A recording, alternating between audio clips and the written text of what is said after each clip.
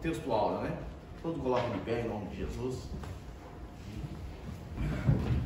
Se encontra 1 Coríntios 14, 2 e 3, né? Porque eu falo a língua estranha, não falo aos homens, senão a Deus, porque ninguém entende o Espírito. Fala de ministério, mas o que profetiza fala aos homens, para edificação e exortação e consolação. A verdade prática diz assim: os dons da profecias e de variedade de línguas e de interpretações de línguas são para edificar e exortar e consolar a igreja de Cristo. A leitura bíblica em classe se encontra no nosso texto, né? 1 Coríntios, capítulo 12, né?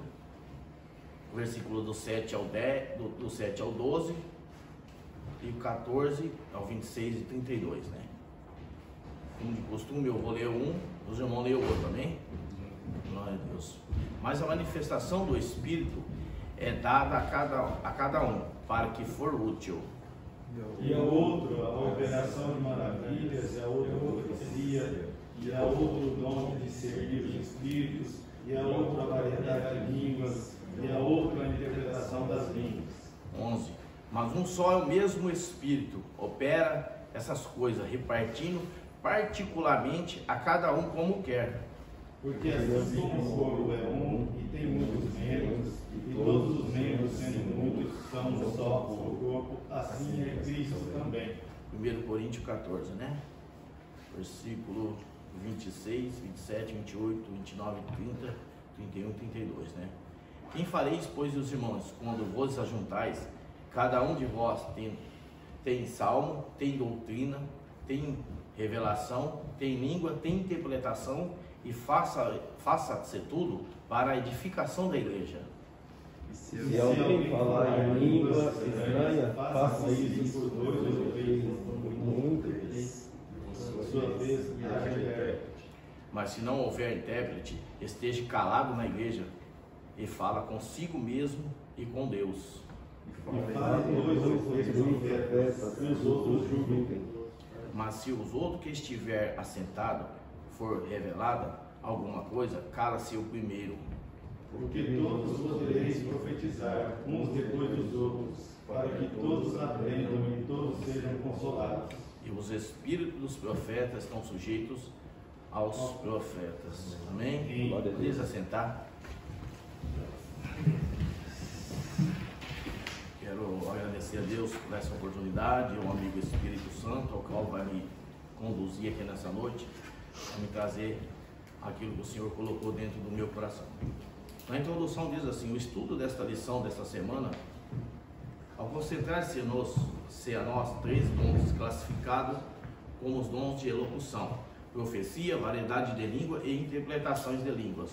O propósito dessas dons especiais são de edificar, exortar e consolar a igreja de Cristo, né? 1 Coríntios 14, 3. E por isso que os dons de elocução são manifestações sobrenaturais vinda de Deus e não pode ser utilizada na igreja de forma incorreta. Assim devemos estudar esses dons com diligência, reverências e temor de Deus, para que não seja enganado pelas falsas manifestações. Tópico número 1 diz assim: o dom da profecia, 1 Coríntios 12, 10. O que é o dom da profecia? De acordo com Stanley Hunter, o dom da profecia relatado por Paulo em 1 Coríntios 14 se refere-se à mensagem espontânea e inspirada pelo Espírito Santo em uma língua conhecida para quem fala e também para quem ouve. O objetivo é de edificar, exortar e consolar a pessoa destinada da mensagem profetizar, né? Quando eu estava lendo esse texto, eu comecei a analisar, que a gente vamos estudando e vamos falando a palavra de Deus, fui olhar uns livros, sabe? E buscar o que é isso, o que é o dom da profecia. Os maiores dons que nós vemos hoje, muitos estão valorizando os profetas, mas não, os maiores dons hoje é a palavra de Deus. Esse é o maior dom da profecia. A maior profecia revelada que Deus usa o profeta em cima do altar é a palavra de Deus. entendeu? Hoje nós vemos nas igrejas que, por isso que o autor dessa Bíblia, desse estudo, ele já está introduzindo sobre esses dons, porque muitos estão valorizando os profetas, mas não a palavra de Deus, né? Então, por isso eu coloquei aqui umas marcações minhas aqui, né? O dom da profecia, manifestação é a fala de Deus, falando com os homens de forma sobrenatural. O dom da profecia, embora poucos compreendidos os seios da igreja, é um dom fundamental na igreja, do corpo de Cristo. E assim é como um dom de língua. Tem a finalidade de fortalecer o crente espiritualmente, de modo pessoal. O dom da profecia também excede na mesma finalidade, porém em sentido coletivo, ou seja, para toda a igreja. Esse dom, Deus está dando gratuito para todos nós, que a gente podemos falar em línguas estranhas. Para quê? Para que o inimigo não entenda o que a gente estamos falando, né? Nem mesmo a gente, quando começa a falar língua estranha, nós conseguimos interpretar o que a gente estamos falando, né? A revelância, tópico número 2, né? A revelância do dom e a profecia. O dom da profecia é tão importante para a igreja de Cristo que o apóstolo Paulo exortou a sua busca em 1 Coríntios capítulo 14, versículo 1. Não bastante, ele igualmente recomendou que o exercício que o dom fosse observado pela ordem, cuidado nos cultos. 1 Coríntios capítulo 14, versículo 40. Os crentes de Corinto deveriam julgar as profecias quanto aos seus conteúdos e a origem de onde elas procedem. 1 Coríntios 14, 29. Pois eles possuem 3 fontes destinas: Deus, o homem ou o diabo. Devemos nos cuidar, pois na Bíblia, tanto no Antigo Testamento e no Novo Testamento. O que eu aprendo dentro disso aqui? Dentro desse contexto que o professor colocou dentro da revista. Isso aqui há 3 coisas dentro para nós, aprendemos aqui dentro hoje. Aí a primeira é edificação. Assim como edifício de pedras e edifício edificado com pouco a pouco, com a união dos elementos materiais, como argamassa, a própria massa de forma, e os crentes em Jesus são edificados de Deus. 1 Coríntios 3,9 diz isso, né? A formação espiritual de um discípulo de Jesus que começa com a conversação, mas não para no discipulado, o inicial. Deve continuar por toda a vida, pouco a pouco. O ensino da palavra e a doutrina do Senhor vai construir o caráter cristão no crente. A exortação, né? Esse tópico deixa para nós. A exortar é o sentido de chamar para fora, para orientar e ajudar e ensinar e derivar a palavra grega, né? Parakalão, né? A palavra grega, né? Que tem o sentido de fortar, inspirar, defender e guiar e exaltar, e não tem sentido de distorcido, entendido por alguns, que significa ameaçar, intimidar ou causar ou povoar a igreja, né? Então nós vemos esse tópico aqui. Então esse tópico ele fala para nós temos três básicos devemos ter dentro de nós, né? Edificação, exortação e consolação do amigo Espírito Santo, né? A consolação do Espírito Santo é chamada de outro consolador, né? Ele é o Pakleton, prometido de Cristo. Por isso também usa um dom de profecia para transmitir a mensagem de consolação aos servos de Deus. Já vivemos e que verbo paracaléu, né?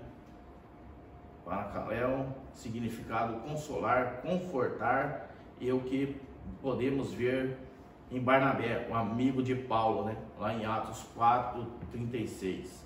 A consolação, eu tenho sentido dos crentes podem profetizar se Deus ceder a tal dom, visando a consolação da igreja, porque todos os poderes podem profetizar, todos podem profetizar, uns depois dos outros, para que todos aprendam, que todos sejam consolados.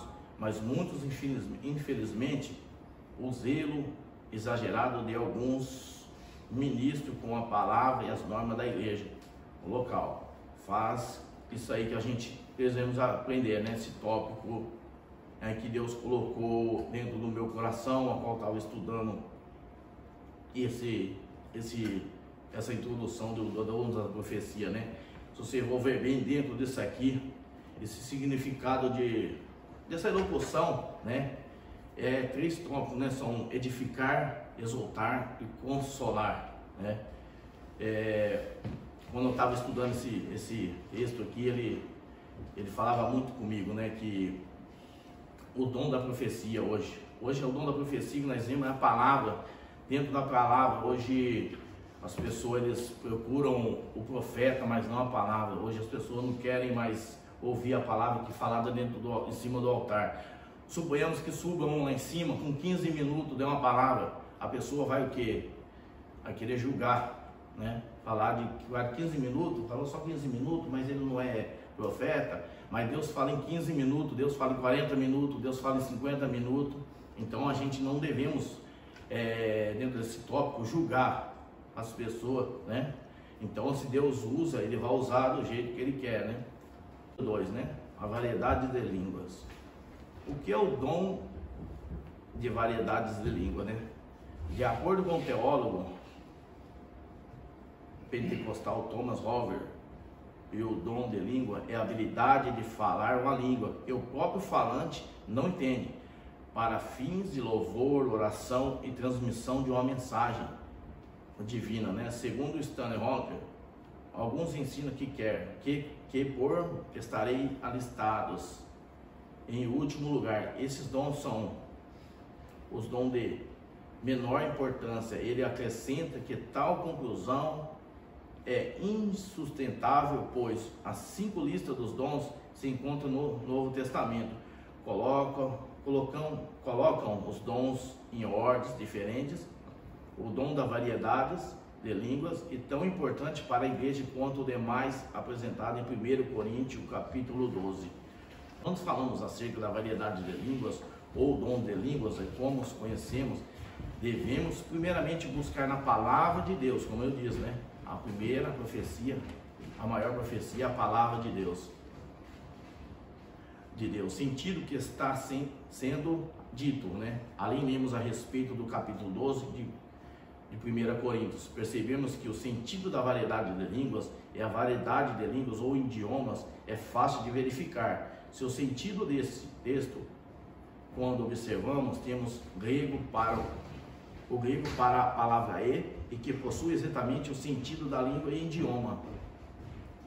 A edificação, qual fala da outra língua, né? Assim mesmo se edifica. 1 Coríntios 14:4.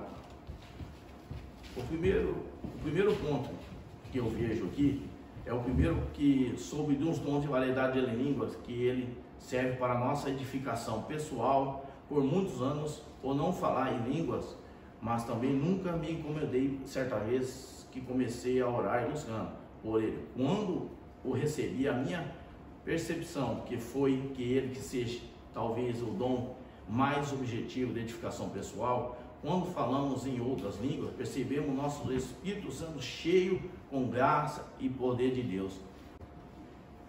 Eu vou para o tópico número 2. Qual é a finalidade do dom de língua? Tópico número 2. Qual é a finalidade do dom de variedade de línguas? O primeiro propósito é a edificação da vida espiritual do crente. 1 Coríntios, capítulo 14, versículo 4. As línguas, ao contrário da profecia, não edificam ou exortam a igreja. Elas são para a devoção espiritual do crente que recebe este dom.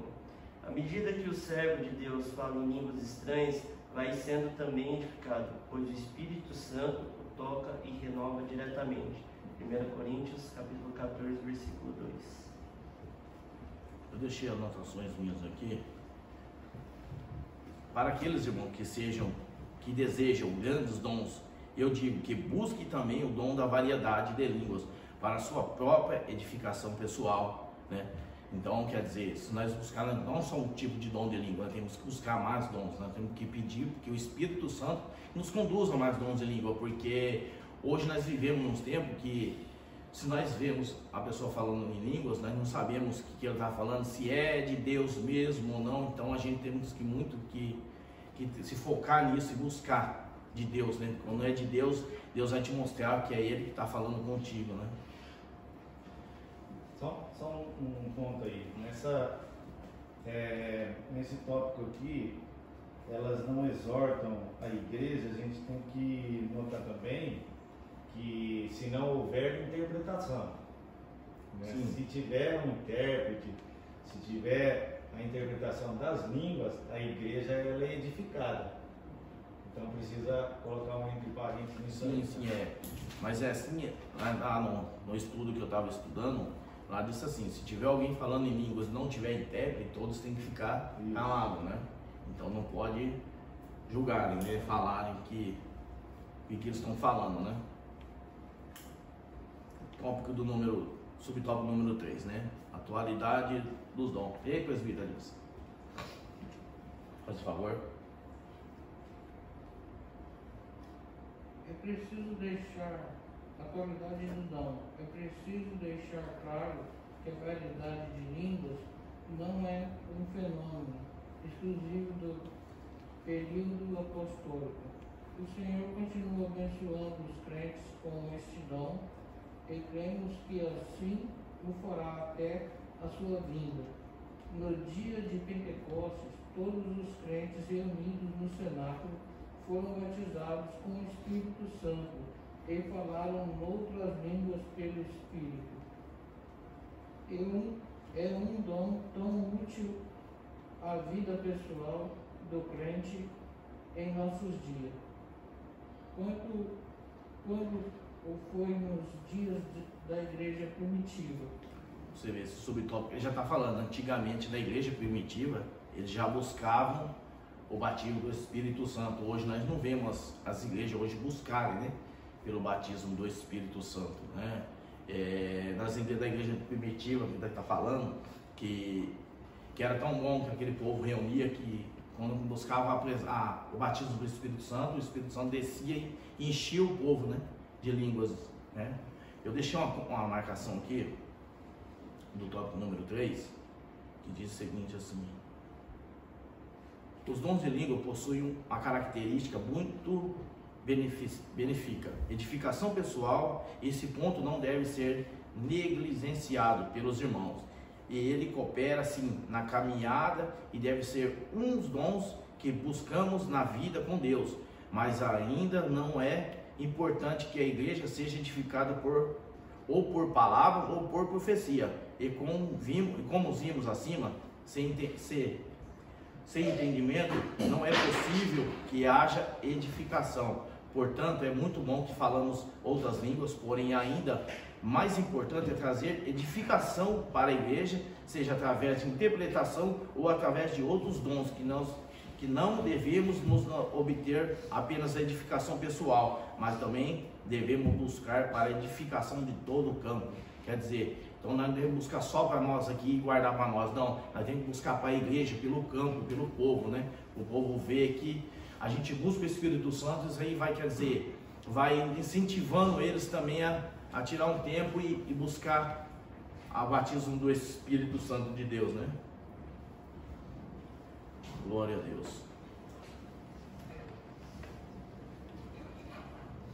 No tópico no número 3, né? Essa que eu ia pedir para o nosso professor falar, mas ele falou, pode ir, né? Porque esse aqui, se você for ver bem mesmo, ele é bem profundo, né? Interpretações de língua, né? Tópico número 3 diz assim, interpretações de língua, que fala lá em 1 Coríntios, capítulo 12, versículo 10. Leia, Tiago, por favor, primeiro tópico. Definição de dom. Thomas Hope ensina que a interpretação da língua é a habilidade de interpretar no próprio vernáculo aquilo que foi pronunciado em línguas. Na igreja de Corinto havia certa desordem no culto com relação aos dons espirituais. Por isso, Paulo os advertiu dizendo: se alguém falar línguas estranhas, faça-se isso por 2, ou, quanto muito, 3, e por sua vez, se haja intérprete, mas se não houver intérprete, que esteja calado na igreja e fale consigo mesmo e com Deus. 1 Coríntios, capítulo de número 14, versículo de número 27 e 28.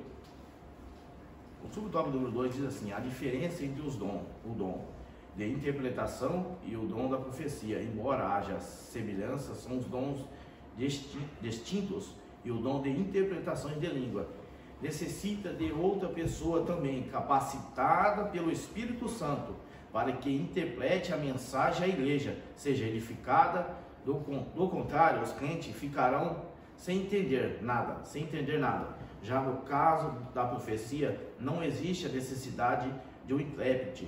Estevão Ângelo de Souza definiu bem essa questão quando disse que não haverá interpretação se não houver quem fale em línguas estranhas, ao passo que a profecia não depende de outro dom, né? Eu separei um versículo lá no 1 Pedro para nós, pastor. 2 Pedro. Jamais a profecia teve origem na vontade humana, mas homens santos falaram da parte de Deus, orientados pelo Espírito Santo. A profecia, ela é a vontade de Deus. Eu quero deixar só até aqui, pastor, o que Deus colocou aqui, e que Deus abençoe a cada irmão que estão aqui nesta aula, que essa aula venha falar com vocês aqui, porque eu pergunto disso, é só aprendendo e aprendendo, né? Amém? Que Deus abençoe a cada um. A diferença entre dom de língua e interpretação de profecia. Ali ele termina assim a lição, né? O Manuel veio para completar essa lição e ele tinha falado comigo nesse final aqui, se eu pudesse assim dar uma geral, né? E eu só fico aqui com a diferença entre o dom de interpretação e a de profecia. Vamos ler. Embora haja semelhança, são dons distintos. O dom de interpretação de línguas necessita de outra pessoa, também capacitada pelo Espírito Santo para que interprete a mensagem e a igreja seja edificada. Do contrário, os crentes ficarão sem entender nada. Já no caso da profecia, não existe a necessidade de uma intérprete.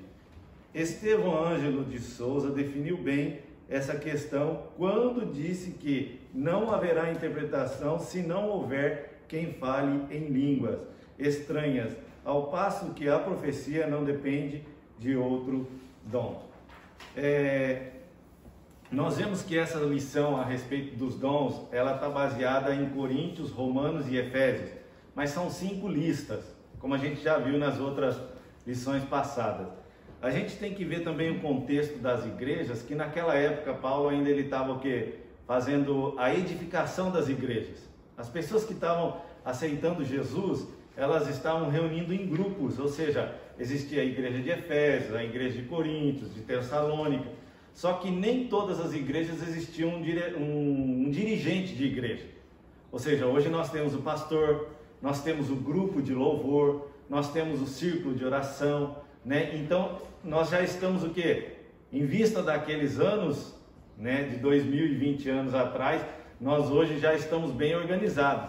Significa que se alguém se levanta para falar em línguas, não é necessariamente o irmão vai lá, ou o pastor vai mandar ela se calar, não, de maneira alguma. Mesmo sem ter interpretação, isso traz edificação para a vida da pessoa. Hoje nós já estamos o quê? Organizados. Naquela época não existia um dirigente em si. A igreja, ela toda se reunia, então eles tinham no entendimento, você vai vendo nos capítulos seguintes, nas ordenanças de Paulo, que existe uma ordenança que foi sendo colocada dentro da igreja. Então, naquela época todo mundo alvoroçava, vamos dizer assim, querendo falar em línguas ao mesmo tempo. E ao mesmo tempo todo mundo queria profetizar. Mas ele no capítulo, se você for ver minuciosamente, ele diz assim, que um se levante e tenham salmos, o outro o quê? Línguas, o outro a interpretação, ou seja, tudo em ordem, tudo em o que? Organizadamente, para que não houvesse aquele alvoroço e não houvesse a edificação da igreja. Então hoje a gente pode ver que essas aulas, ou seja, a edificação da igreja, ela veio o quê? Tendo transformações. Hoje a gente já tem um dirigente, tem um pastor que prega, tem a hora do louvor. Naquela época não tinha isso. E Paulo foi o quê? Instituindo. Se você for olhar na carta de Timóteo, o que ele vai falando? Olha, Timóteo, procure homens sábios. Não é isso que Paulo instrui a Timóteo? Coloque homens sábios para o quê? Edificar a casa do Senhor. Então Paulo foi instruindo e a igreja foi sendo edificada. A igreja de Romanos foi edificada por quem? Áquila, e quem é a outra pessoa que o acompanhava? Priscila. Então foram tendo as suas organizações, que hoje nós estamos muito mais organizados. Hoje existem os ministérios, e dentro desse ministério existe o quê? As igrejas locais. Para você ver como que Deus foi trabalhando no passar do tempo, os dons vieram acompanhando as igrejas, ou seja, cada vez mais sendo o que? Edificando as igrejas, o movimento pentecostal na história, o movimento da junção dos livros de Tiago, Tessalônica, as cartas de Paulo, dos evangelhos, o Velho Testamento, tudo isso foi no trabalhar dos anos. Deus não trabalhou tudo de uma vez só, né? Então é muito edificante. Por exemplo, a próxima lição vai falar o ministério dos apóstolos, de apóstolo. Isso significa o quê? Que dentro da igreja não é só o ministério de pastor, não é só o ministério de línguas, ou seja, dons de línguas. Envolve todo um trabalhar de Deus para a edificação da igreja. E se nós, como obreiros, nós não aprendemos todos esses, como é que a igreja será edificada? Então, aqui na conclusão, ainda que haja muitas pessoas em diversas igrejas que não aceitem a atualidade do batismo com o Espírito Santo e dons espirituais, os chamados essacionistas, Deus continua abençoando os crentes com as suas dádivas. Portanto, não podemos desprezar o dom de profecia e de falar em línguas estranhas e o de interpretá-las. Porém, façamos tudo conforme a Bíblia, com sabedoria, decência e ordem. Agindo dessa forma, Deus usará os seus filhos para que sejam portadores das manifestações gloriosas dos céus. Então significa o quê? Que quando a igreja é edificada nesses dons, nós estamos recebendo o quê? Edificação do céu.